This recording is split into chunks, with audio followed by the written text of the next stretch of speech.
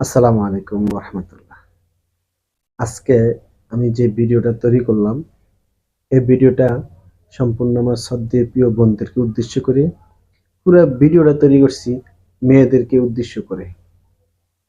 আমি যে ভিডিওটা তৈরি করছি, ভিডিওটা আপনারা ফুল দেখবেন, দেখে লাইক কমেন্ট করে শেয়ার করে অন্য ভাই বোনদেরকে দেখার সুযোগ করে দেবেন। আমি অনলাইন জগতে আসার পরে যা আমার অভিজ্ঞতা হয়েছে, অনলাইন জগতে আসার পরে যা আমি দেখতে পারলাম, তা আপনাদের মাঝে এই ভিডিওর মাধ্যমে তুলে ধরলাম। প্রিয় বন্ধুগণ, আমি স্কুল ভার্সিটিতে যারা লেখাপড়া করেন, ছেলে মেয়ে দুটি একসঙ্গে, আমি দেখতেছি একটা ছেলে একটা মেয়ে যখন একখানে লেখাপড়া করে, তাদের সাথে একটা মেয়ের সাথে একটা ছেলের সাথে বন্ধুত্ব সৃষ্টি হয়, সম্পর্ক তৈরি হয়, প্রেম ভালোবাসা হয়, শুরু হয়ে যায়। এটা কোনো দোষের কিছু না। আল্লাহ তাআলা আমাদেরকে ওইভাবে সৃষ্টি করছেন, একজন আরেকজনকে ভালোবাসবেন, এটা দোষের কিছু না।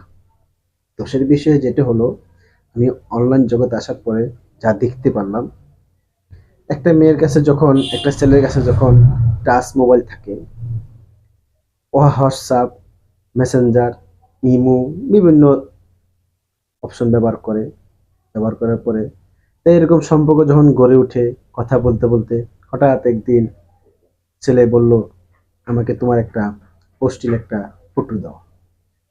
তো মেয়েও আবার সরল মন, বিশ্বাস করছে তাকে তো আমি ভালোই বাসি। একটা ফটো যেভাবে হোক ছেলের কাছে পৌঁছে যাওয়ার পরে দেখা যাচ্ছে কিছুদিন পরে, হ্যাঁ, এই সম্পর্কটার ভিতরে সম্পর্কটা ভেঙে গেল বা রাগ অভিমান সৃষ্টি হয়ে গেল। দেখা যাচ্ছে হয়তো ওই ছেলে দেখা যাচ্ছে কি ওই ছেলে হঠাৎ করে বলে ফেললো, হ্যাঁ, একটা ব্ল্যাকমেল করলো, এই কাজটা করতে হবে, খারাপ কাজ লিপ্ত হতে হবে। দেখা যাচ্ছে মেয়েটা বিশাল একটা ঝুঁকির মধ্যে পড়ে গেল, তার ভবিষ্যৎটা ঝুঁকিপূর্ণ হয়ে গেল। তো এই ক্ষেত্রে মেয়েটা তার কথা অনেক সময় তার কথা শুনতে বাধ্য হয়ে যায়। আমি বলবো, যারা এই ফেসবুক বা হোয়াটসঅ্যাপ মেসেঞ্জার যারা ইউজ করেন, বা কলেজ ভার্সিটিতে যেসব মেয়েরা আছেন, আমি সবাইকে বলি, অনুরোধ করি বলি, আপনারা আপনাদের অশ্লীল ছবি বা অশ্লীল একটা ভিডিও, আপনি যত তাকে ভালোবাসেন না কেন, কারো হাতে ভুল করেও তুলে দিবেন না। যদি তুলে দেন, আপনার ভবিষ্যৎ বিশাল একটা ঝুঁকিপূর্ণ হয়ে যায়। তাই আমি আজকে ভিডিওটা তৈরি করছি। আপনাদের কাছে অনুরোধ করে বলি, আপনারা এই ফটো বা এই অশ্লীল ভিডিও থেকে, দেওয়া থেকে অন্যজনকে বিরত থাকবেন। আজকে এই পর্যন্ত।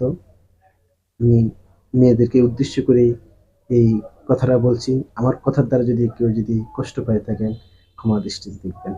আসসালামু আলাইকুম ওয়া রাহমাতুল্লাহ।